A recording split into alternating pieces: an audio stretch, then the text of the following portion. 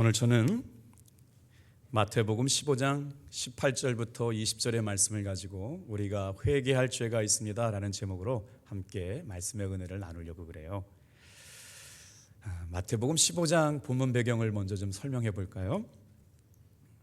1절부터 2절 3절의 말씀을 읽다 보니까 예수님을 비난하는 유대인 장로들이 찾아와 가지고 예수님의 제자들은 왜 떡을 먹을 때 손을 씻지 않고 먹느냐, 장로들의 전통을 부인하고 있는 예수님과 예수님의 제자들을 향하여 이렇게 비난하고 있는 내용이거든요.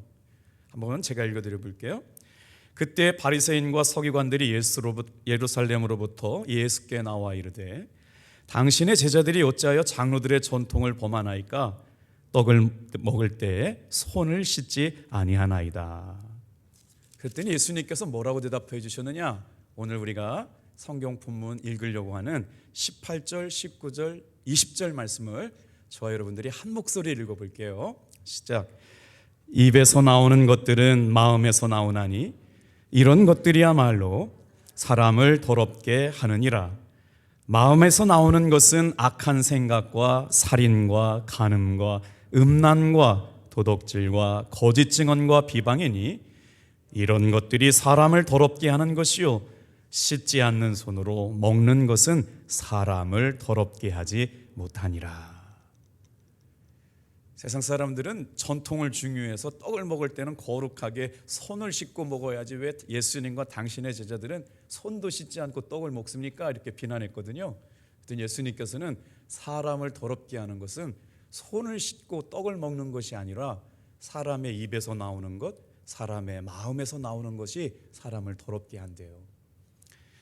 오늘 사순절 기간을 살아가는 사랑하는 답동교회 성도 여러분, 저와 여러분이 이 말씀을 들으면서 이런 생각을 하면서 말씀을 들었으면 좋겠어요. 야, 내가 예수 믿고 정말 변화된 줄 알았는데 아직까지 내 안에 남아있는 죄가 있다면 사순절 기간을 통해서 말씀과 기도로 거룩해지게 도와 주시옵소서. 할렐루야. 아무도 보지 않으면 괜찮을 줄 알았습니다.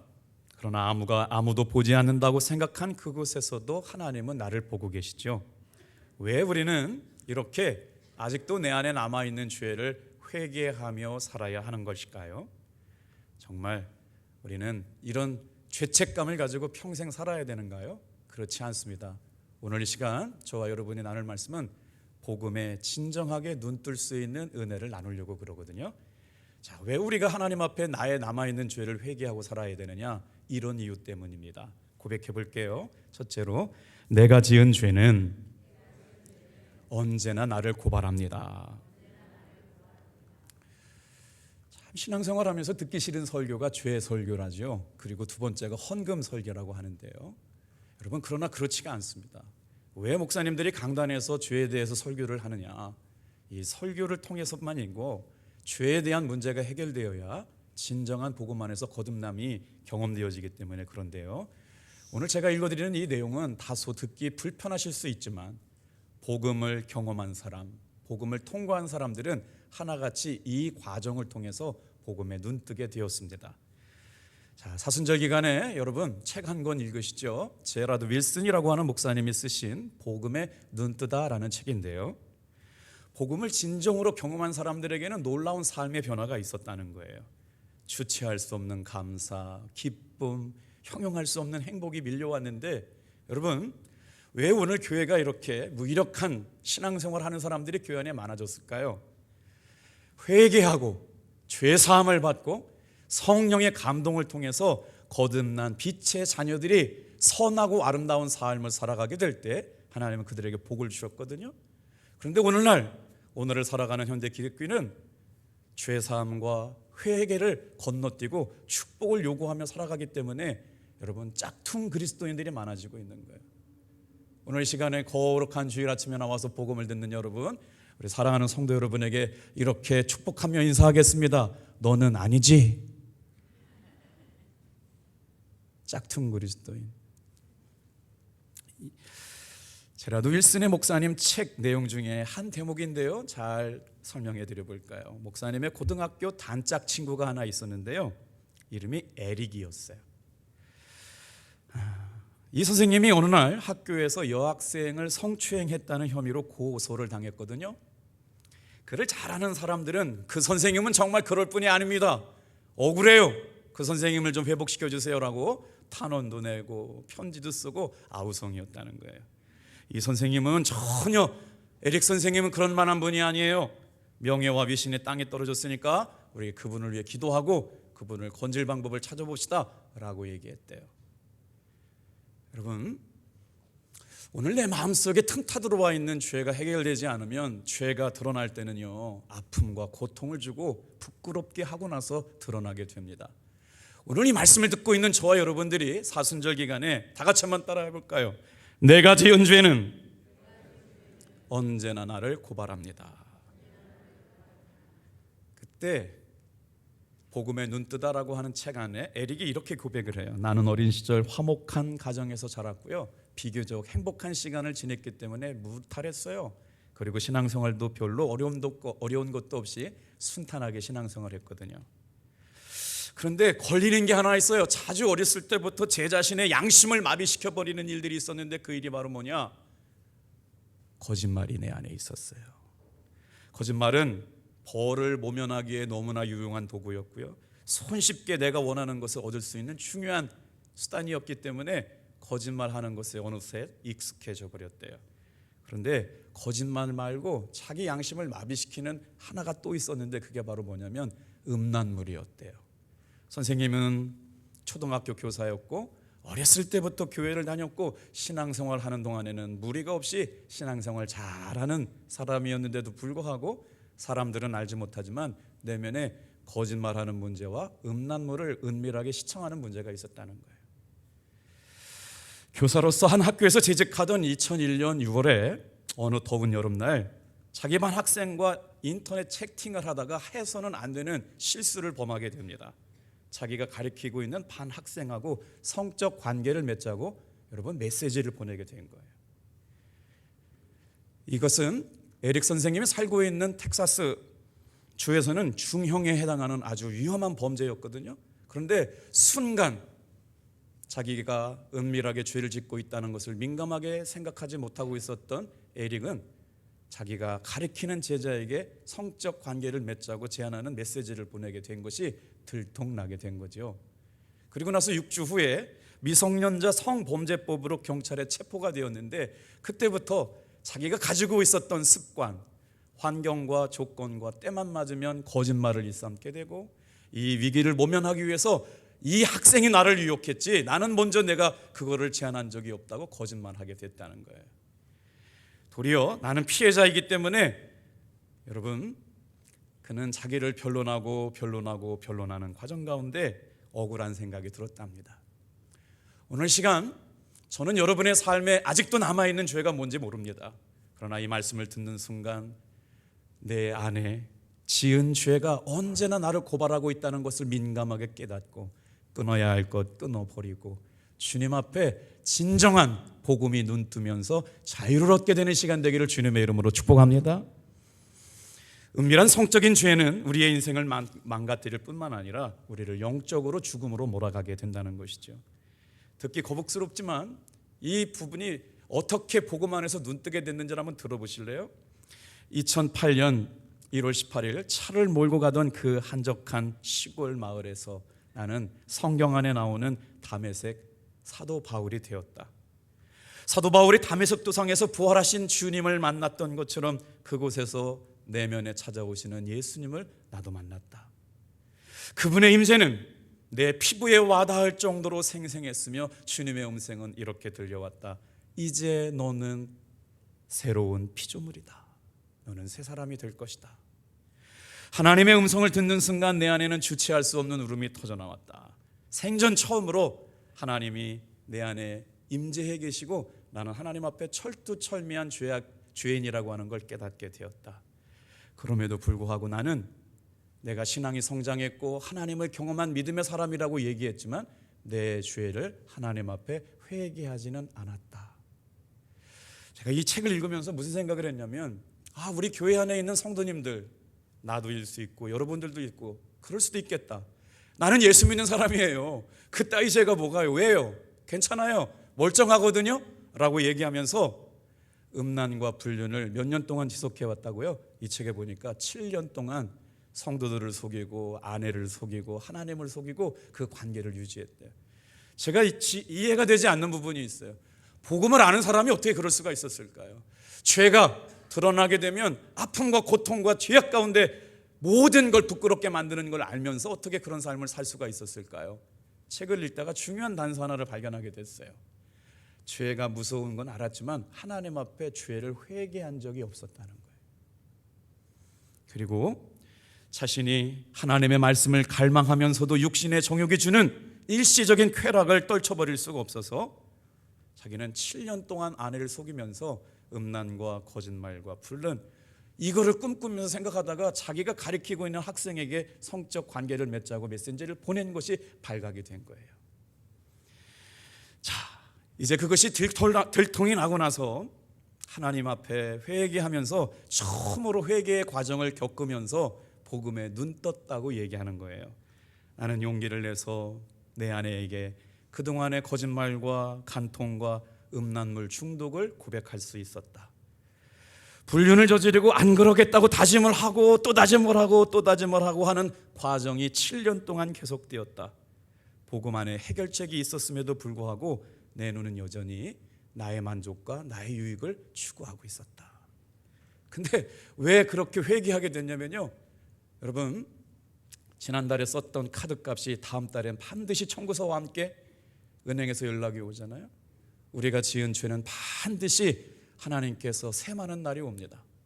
그런 것처럼 하나님이 내 삶에 청구하는 죄값을 받기 전에 주님은 우리에게 말씀하시는 거예요. 그날이 이르기 전에 두렵고 떨림으로 하나님 앞에 용서를 구하고 십자가를 바라보라는 것이죠.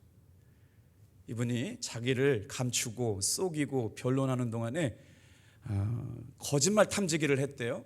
그런 일이 있냐 없냐 했더니 거짓말 탐지기에 양성 반응이 일어나 가지고요 구속이 되게 된 거예요. 그리고 나서 10년 동안 집행유예와 보호관찰 선고를 받고 나서 자기가 그런 시도를 한 것이지만 실행을 옮기지 않았기 때문에 이렇게까지 중형이 될 거라고 하는 게 억울했다는 것이죠. 그래서 또 환경과 습관과 형편처럼 때만 맞으면 거짓말했던 어린 시절의 거짓말처럼 이번에도 거짓말에서 위기를 모면해 볼까라고 생각했다는 거예요. 그때 주님의 음성이 들려옵니다.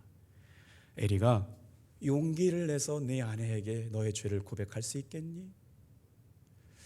여러분, 오늘 내가 가지고 있는 죄를 누구한테 고백해요? 오직 하나님 앞에만 고백할 수 있게 되기를 주님의 이름으로 축복합니다. 정말 어려운 일일 것 같았어요. 그런데 정말 이번에는 한 번도 회개해보지 못했던 그 죄를 아내에게 고백을 하고 성도들에게 고백을 하고 하나님 앞에 회개를 한 다음에 주님이 주시는 감동을 따라갔대요. 여보, 내가 내 안에 거짓말이 있었어요. 내 안에 음란물 중독이 있었어요. 그것 때문에 당신을 속이고 7년 동안 내가 이런 삶을 살았어요.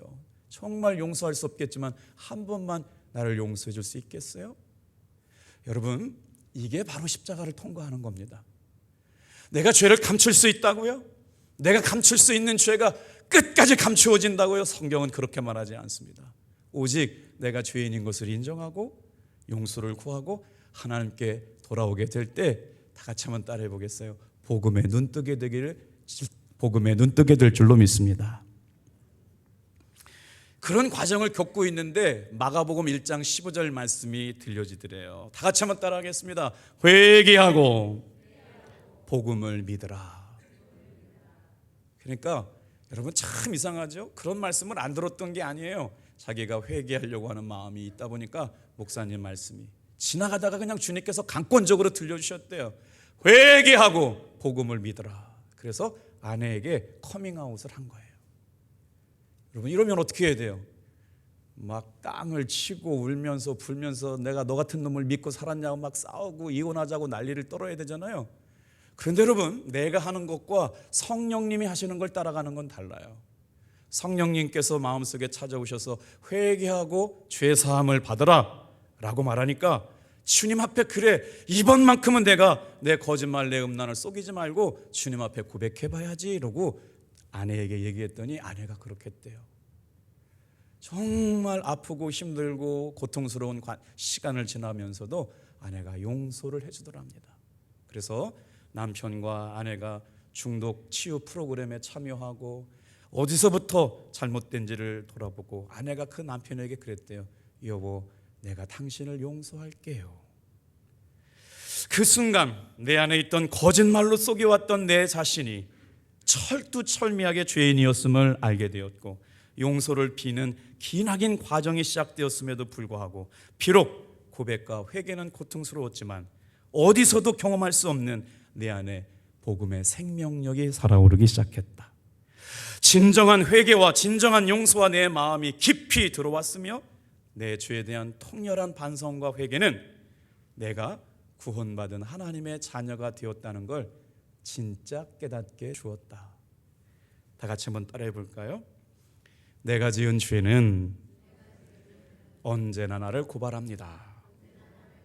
그래서 이 죄책을 가지고 살아가라고 말씀드리는 것이 아니라, 복음에 눈뜨는 사건은 내가 죄인임을 인정하고 예수님의 십자가 앞에 내려놓고 그 십자가 안에서 예수님이 내 죄를 짊어지시고 거짓말하는 나, 음란물에 중독된 나, 세상 유혹에 넘어가는 연약한 내가 십자가에서 죽을 때, 예수님이 죽으실 때 나도 죽어서 예수님이 부활하실 때 나도 부활하여 새로운 존재가 되는 것, 이것에 복음에 눈뜨는 은혜인 줄로 믿습니다. 감춘다고 감추어지지 않아요.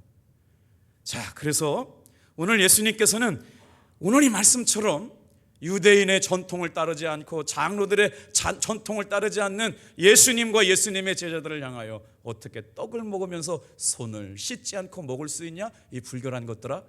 근데 예수님께서는 뭐라고 말씀하셔요? 다시 한번 이제 본문 달리 읽을 거예요. 18절, 19절, 20절 불이 나게 읽어볼게요. 시작. 입에서 나오는 것들은 마음에서 나오나니 이것이야말로 사람을 더럽게 하느니라.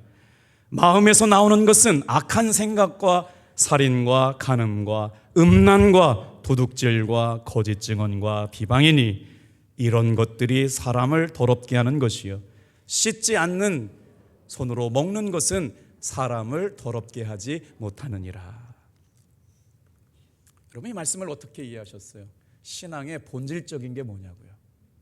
눈 가리고 아웅하는 그런 가짜 복음에 속지 마시고, 여러분, 사순절 기간에 다시 예수님의 복음 앞에 겸손하게 무릎을 꿇고, 여러분, 저는 예수님을 믿으면 삶이 변화된다고 믿어요. 저는 진짜 예수님을 만나면 운명이 바뀐다고 믿어요. 그리고 그 사람들이 세상을 변화시킨다고 믿습니다. 지금 미국에서 에스베르 신학교에서 시작된 놀라운 영적 부흥은 누가 시켜서 그런 것이 아니고요, 하나님께 감동받은 자신의 죄를 회개하고 하나님의 은혜로 살아가겠다던 신학생들의 고백과 진짜 그리스도인들의 믿음의 반응의 역사거든요. 지금 전국 대학으로 확산되어 가고 있대요. 우리 대한민국은 어때요? 지금이야말로 우리 탑동교회에서 목사님, 난 죄가 없는 것 같은데요. 그러면 너무나 감사하지만 아직까지 내가 내 안에 남아있는 죄가 있다면 우리가 주님 앞에 철저하게 회개하고, 정말 예수 믿는 게 이런 거구나, 복음 안에서 눈 뜨는 게 이런 거구나 경험할 수 있게 되기를 축복합니다. 자, 두 번째, 다 같이 한번 따라해 볼까요? 마음으로 은밀하게 짓는 죄가 있습니다. 작년에 소천하신 이어령 초대 문화부 장관님을 아세요? 이분이 예수를 믿고 세례를 받으셨던 것들이 아주 대한민국에는 굉장히 큰 반응을 일으켰죠. 그래서 한 기자는 이어령 장관이 예수님을 믿게 된 사건을 어떻게 표현했냐면, 한국의 인문학이 기독교 안으로 들어온 사건이다라고 표현했대요. 그러니까 한 사람이 예수 믿게 된다는 게 얼마나 위대한 사건인 줄 아세요? 그 사람의 과거와 현재와 미래가 함께 오는 것이거든요. 제가 예배전 10분 전에 교회 와서 여러분 예배당 안에 성령의 충만한 임재를 놓고 계속 기도하고 있었거든요. 여러분, 똑같은 예배가 아니라 이 공간에 하나님이 임재하여 주시고, 오늘 이 시간 말씀을 통해서 내가 들어야 할 생명의 말씀이 들려지기를 소망하는 마음으로 15분, 30분 먼저 와서 주님과 깊이 기대를 하시고 기다리시고 기도하다 보면 평상시보다 더 뜨거운 하나님의 말씀과 음성이 들려지기를 축복합니다. 자, 이 어려운 교수님이 예수를 믿고 나서 변화된 게 두 가지래요. 첫 번째는 사랑하는 법을 배웠대요. 다른 사람을 사랑하는 법을 배웠다는 거예요. 무슨 얘기인지 제가 잘 살펴봤더니 이런 내용이에요. 자기가 기사를 데리고 있었대요. 비서가 있었대요. 예수 믿기 전에는 나는 장관이고 박사고 정말 귀한 사람이고 잘난 사람이기 때문에 비서에게나 또 기사에게 대해서 아주 신경질적인 반응을 보였다는 거예요. 그리고 아주 그냥 소리도 지르고 마음에 안 맞으면 막 화도 내고 막 그랬다는 거예요. 그런데 예수님을 믿고 나서 자신의 삶에 다른 사람을 사랑하는 방법, 다른 사람을 배려하는 방법을 배웠다는 거예요. 그리고 나서 두 번째 하는 말씀, 더 큰 변화는 내 안에 있는 문화관이 바뀌었다. 생명자본주의, 이전에는 실존주의 관점에서 문화사의 혁명적인 패러다임을 연구했다면 이제는 기독교 신앙의 생명적인 관점에서 나의 문학과 글쓰기가 시작되었다. 제가 지난 월요일 날 기독교 자살 예방센터라고 하는 곳에 세미나에 참석을 해서 그렇게 귀한 분들이 오시는 자리인 줄 모르고 갔어요. 서울대학교 사회복지학과 교수님이셨던 분이 보건복지부 장관이셨고 한국공동복지회 회장님으로 계시는 분이 참석을 하시고 YTN 기자도 와 계시고 의원님도 와 계시고 대학 교수님도 4분이나 와 계셨거든요. 그 자리에서 작년 한 해 동안에 기독교인들이 3,200명이 자살을 했다는 거예요. 놀라지도 않으시네요. 근데 이 일을 어떻게 그냥 바라보만 볼 것이냐, 교회가 이때 어떤 노력을 해야 되느냐를 연구하고 사례 발표를 하고 있는데 김현섭이라고 하는 대표가 특수 용역 업체예요. 사람이 자살을 하고 나서 그거를 청소하는 청소 용역 업체를 만들었는데요. 이게 웬일이에요? 대한민국 사람이 1년에 10,000명이 자살을 해요. 하루에 몇 명이 자살을 하느냐? 35명이 자살을 한대요. 근데 그거를 수습해 줄 수 있는 청소 업체가 없다는 거죠. 그러면서 그 일을 통해 가지고 마지막 남겨놓고 간 순간들을 그의 흔적을 기억하고 기록하고 청소하는 업체인데 예수 믿는 사람이기에 그 일을 거룩한 자기의 하나님이 주신 사명으로 생각하고 감당하고 있더라고요. 더 충격이 있었던 건요, 목사님 어머니가 6개월 동안 앓다가 자살을 선택한 이야기, 아버지가 갑자기 얘기도 않고 자살을 선택한 청년 아버지의 이야기, 그리고 어머니가 자살한 예수 믿는 사람들이 많은 분들 앞에 기자와 언론과 TV 앞에서 자기는 이런 자살 유가족입니다 라고 하는 걸 고백하는 시간을 가졌었어요. 근데 충격을 먹은 게 뭐냐면요, 요즘 청년들이 자살을 왜 하느냐, 거기서 이제 발표하는 선생님이 청년들이 비트코인을 갚지 못해 가지고 자살을 한다는 거예요. 불법 도박, 인터넷 도박에 몰두해 가지고 극단적인 선택을 한 사진들을 보여주는데, 야, 우리 남 얘기가 아니구나. 예수 잘 믿는 청년들도 돌아봐야 된다. 이번 주간에 이제 개학 기간이 되어 가지고 딸아이를 이제 기숙사에다가 불러놓고 자취방에다가 놓고 돌아오게 되는데 집 주인 아줌마가 저를 불러요. 목사님이시라고 그랬죠. 제가 기도 많이 하겠습니다. 요즘 것들은요, 집하고 밖하고 달라요. 잘못하면 임신하고 학교 그만둔 것들도 많아요. 그러더라고요. 너는 아니지? 그런 것이요.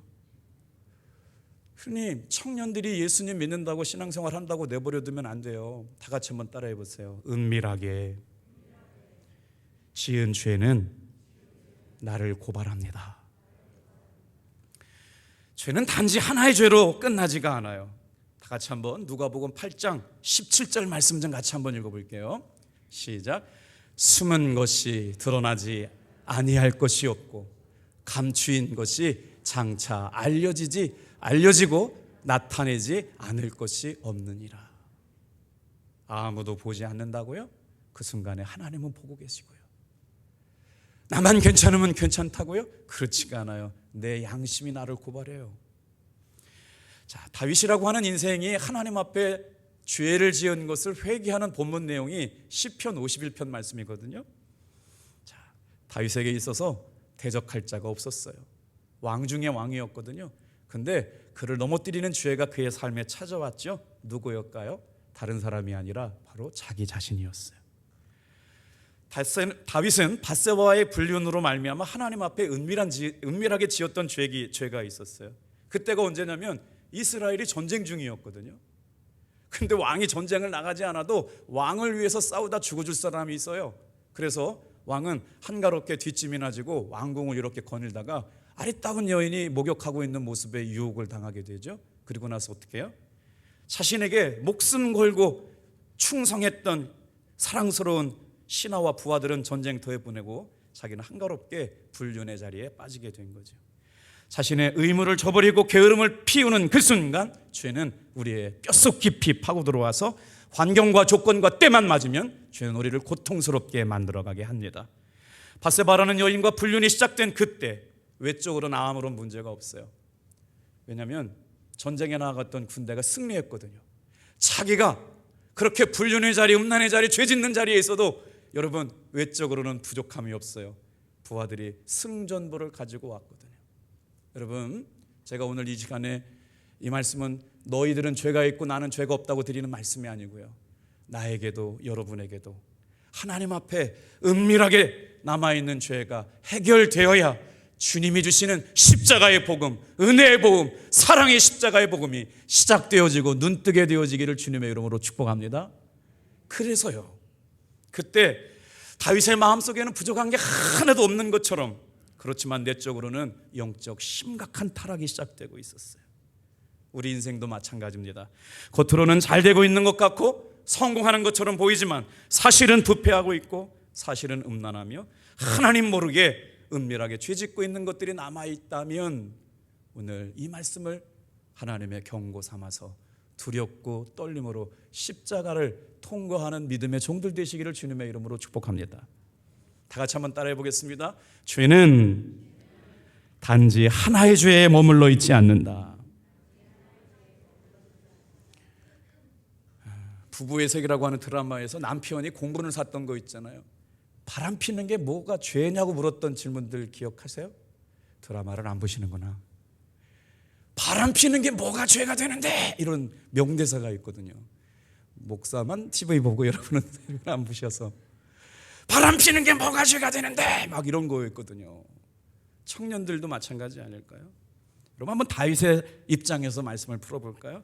다윗이 왕인데 말이에요, 만인 제사장이잖아요. 갖고 싶은 거 다 갖고 있고 취할 수 있는 거 다 취할 수 있고 누가 말 한마디 못해요. 그냥 죽이면 되는데, 근데 말이에요, 그게 아니었어요.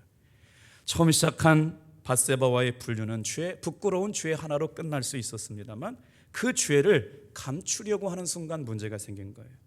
그러니까 어떻게 해야 돼요? 자신의 불륜을 감추기 위해서 밧세바의 남편 우리아를 죽이는 살인죄를 범해야 되는 거죠. 그러니까 죄는 단순하게 내 안에 아직 남아있는 것 대수롭게 여기지 않았는데 그 죄를 감추려다 보니까 더 큰 죄, 불륜죄, 음란죄, 살인죄를 저지르게 되는 일들이 다윗에게 일어나게 됐다는 거예요.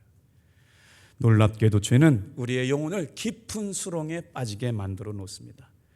겉으로 보기에는 멀쩡하지만 죄가 드러날 때는 목사가 저 따위냐고, 장로가 저 따위냐고, 예수 믿는 사람들이 어떻게 저럴 수 있냐고 드러나게 될 때는 고통과 아픔과 부끄러움을 주기 위해서 죄는 끊임없이 저와 여러분을 유혹하고 있습니다. 우리아를 죽인 사건을 여러분 보세요. 다윗은 전장을 누볐던 위대한 장군이었어요. 얼마나 많은 사람을 죽였을까요? 그때 다윗 보고 저 살인자라고 얘기한 적은 없습니다. 그런데 딱 한 사람, 밧세바의 남편 우리아를 죽였을 때는 살인자라고 지칭을 하게 된 거예요. 아무도 모르는 사건이었어요. 혼자 은밀하게 진행된 일이었습니다. 그런데 누가 보고 있었어요? 하나님은 보고 계셨죠. 그래서 하나님은 그 다윗을 통해서 구속사를 이뤄가야 돼요. 하나님의 복음의 선한 역사, 예수 그리스도가 오셔야 되기 때문에 다윗의 삶에 죄가 있으면 안 되거든요. 그래서 어떻게 해요? 나단 선지자를 통해 가지고요, 하나님의 말씀을 다윗에게 보냅니다. 그 말씀이 사무엘하 12장 10절 말씀이에요. 같이 읽어볼게요. 이제 내가 나를 업신여기고 햇사람 우리아의 아내를 빼앗아 내 아내로 삼았은즉 칼이 내 집에서 영원토록 떠나지 아니하리라 하셨고, 그 다음 너는 은밀히 행하였으나 나는 온 이스라엘 앞에서 백주의 이 일을 행하리라 하셨다 나이나. 다윗이 죄질 때는 아주 은밀하게 죄를 지었거든요. 그런데 다윗의 죄가 드러날 때는 하나님이 뭐라고 말씀하시느냐? 다윗의 죄를 다윗이 하나님을 업신여기는 사건이라고 말했어요. 성도의 죄는 하나님을 업신여기는 거예요. 나 죄 짓고도 살 수 있어, 하나님보다 나의 만족이 중요해 라고 하는 이 사건은요, 하나님을 업신여기는 사건이에요. 그랬더니 하나님께서 뭐라고요? 그렇게 아무도 모르게 지어진 죄에 대하여 다윗의 가문에 영원토록 칼이 끝나지 않도록. 그래서 다윗이 어떻게 해요? 압살롬 때문에 도망다니는 부끄러움을 당하잖아요. 밧세바 음란 사건, 우리아 살인 사건을 통해 가지고 자기는 아무도 모르게 은밀하게 진행된 것임에도 불구하고 하나님께서 다윗의 죄를 깨뜨릴 때는 만방의 사람들, 대낮에 있는 모든 사람들이 다윗이 은밀하게 죄를 졌대, 살인죄를 저질렀대 하는 걸 알게 됐다는 거예요. 여러분, 결론은 그렇게 끝나지 않습니다. 그런데 말이에요, 왜 하나님은 그런 음란죄, 불륜죄를 저질렀던 다윗을 이렇게 평가하셨을까요? 다 같이 한번 따라해 보겠어요. 하나님의 마음에 합한 사람. 다윗을 표현할 때 하나님의 마음에 합한 사람이라고 표현. 하나님 잘못하시는 거 아니에요? 이런 죄인요? 이런 불륜죄요? 이런 음란죄, 살인죄가 있는데도요?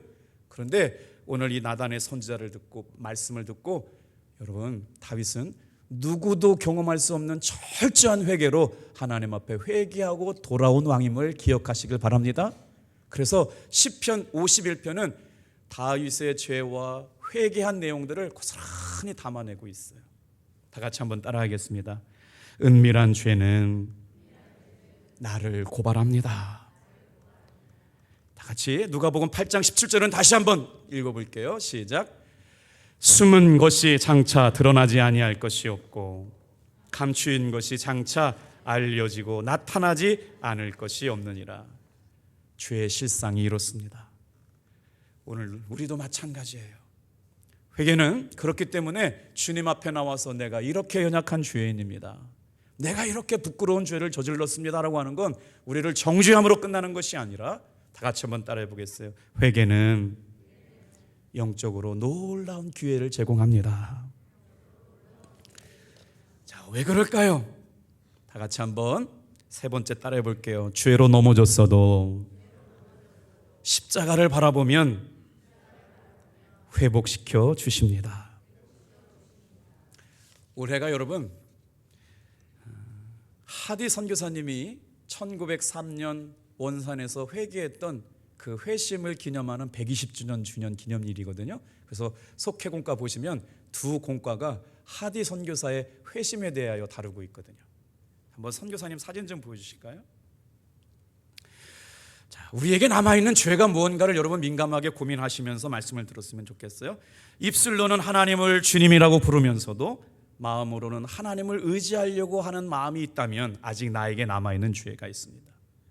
하나님이 주시는 기회를 가지고 있으면서도 주님을 위하여 선용하지 못하고 산다면 아직 나는 세월을 허송한 죄가 내 안에 남아 있습니다. 하나님 앞에 철두철미하게 회개할 진짜 죄가 있음에도 불구하고 회개하지 않고 살고 있으면서도 나는 괜찮은 척 가면과 위선을 쓰고 있었다면 나는 아직 주님 앞에 회개할 죄가 남아 있습니다. 오늘 주님이 저희에게 주시는 위로의 말씀이 있어요. 다 같이 한번 따라해 보겠습니다. 죄로 넘어졌어도 십자가를 바라보면 회복시켜 주십니다. 십자가를 바라볼 이유는요, 자기가 죄인인 걸 깨닫게 됐어요. 철두철미하게 회개의 은혜는 언제 오느냐? 다 같이 한번 따라하겠습니다. 내가 예수님 앞에서 지옥 갈 죄인입니다. 그래서 죄가 만방에 드러난다고 생각을 해보세요. 죄는 드러날 때 고통을 주어요. 죄는 반드시 드러나게 되게 있어요. 그 고통이 드러날 때는 고통과 아픔을 주면서 드러나게 되어 있어요. 죄는 우리를 파괴시켜요. 그러니 죄가 드러나면 가정이 깨지고 교회가 깨지고 음란이 드러나고 중독이 드러나고 거짓말이 드러날 때마다 여러분 분열하게 되고 고통을 가져오게 되고 파멸을 경험하게 되잖아요. 그런데 여러분, 회개와 그 회개를 통해서 부어주신 하나님의 은혜는 회복시켜 주시고 치유하시고 하나가 되게 하시고 새롭게 하여 주실 줄로 믿습니다. 자, 하디 선교사님 보여드릴까요? 이 선교사님이요, 1903년이니까 벌써 얼마예요? 120년 전에 의사셨어요. 지금도 의사면 존경받고 사랑받지만 그때 의사는 더 했죠. 그래서 한국 사람들을 보니까 냄새나고 무식하고 정말 미개한 사람들처럼 걸려가지고요, 선교사인데도 불구하고 한국 사람들을 사랑하는 마음이 없어서 저번에 연구 논문에 보니까 병에 걸려 죽더라도 하디 선교사 앞에서는 가서 아프다고 얘기하지 말아야지 라는 생각들을 갖고 있었대요. 그러니 그 선교사님이 주일날 회개하세요, 회개하세요, 회개하세요 이야기했는데 회개하고 자신의 죄를 고백하는 사람이 단 한 사람도 없었답니다. 언제 역사가 일어났어요? 하디 선교사님이 자신이 하나님의 감동을 통해서 성령님의 위로를 통해서 철저하게 죄인인 것을 깨닫고, 다 같이 한번 따라해 볼까요? 내가 죄인입니다. 이렇게 고백한 그곳에서부터 우리 한국 감리교 개신교 역사 위대한 1903년 원산의 대부흥운동이 시작되게 된 것이죠. 자존심이 강했던 하디 선교사님이 자신의 죄를 공개적으로 고백한 것도 충격적이지만 고백한 것으로만 끝난 것이 아니라 고백하고 주님 앞에 기도하는 그의 삶을 통해서 삶의 진정한 변화가 일어났답니다. 여러분, 왜 예수를 믿어도 우리는 변화되지 않는 걸까요? 진정한 복음에 눈 떠서 죄악되었던 나는 죽고 내 안에 사시는 예수로 여러분 아름다운 변화가 경험되어지는 사순절 되길 주님의 이름으로 축복합니다. 기도하겠어요.